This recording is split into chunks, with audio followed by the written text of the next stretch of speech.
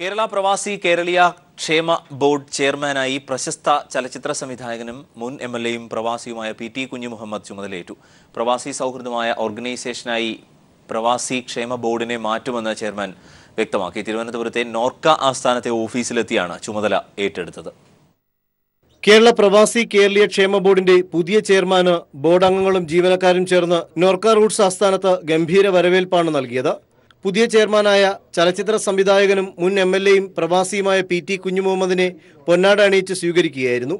പ്രവാസി മനുഷ്യരുടെ ജീവിതമായിരിക്കും തന്റെ പ്രവർത്തനത്തിന് വഴികാട്ടിയെന്ന് പി.ടി. കുഞ്ഞുമുഹമ്മദ് സ്ഥാനം ഏറ്റെടുത്ത ശേഷം പറഞ്ഞു. ഇതിന് ഒരുപാട് പരിമിതികളുണ്ട്. ഇപ്പോൾ ഇതെല്ലാം മാറ്റി പൂർണ്ണമായിട്ട് പ്രവാസി ഫ്രണ്ട്ലി ആയിട്ടുള്ള ഒരു ഓർഗനൈസേഷനായിട്ട് ഇത് മാറും. ഞാൻ ഭാരിച്ച കാര്യങ്ങളൊന്നും ഇവിടെ പറയാൻ ഉദ്ദേശിക്കുന്നില്ല. കാരണം ഞാൻ ഇന്നിവിടെ കയറിയിട്ടുള്ളൂ. ഞാൻ വമ്പൻ അഭിപ്രായങ്ങളൊന്നും പറയാൻ ഞാനിപ്പോൾ തയ്യാറില്ല. ഒരു കാര്യം ഉറപ്പാണ്, പ്രവാസി സൗഹൃദമല്ല ഈ സ്ഥാപനം എന്ന് തോന്നിയാൽ ഞാനിവിടെ ഉണ്ടാവില്ല എന്ന് ഞാൻ നിങ്ങൾക്ക് ഉറപ്പ് തരികയാണ്, യാതൊരു സംശയവും. ഡയറക്ടർ ബോർഡ് അംഗങ്ങളായ ജോർജ് വർഗീസ്, എൻ.വി. ബാദുഷ, കെ.സി. സജീവ്, കൊച്ചുകൃഷ്ണൻ എന്നിവർ സ്വീകരണ ചടങ്ങിൽ സംബന്ധിച്ചു.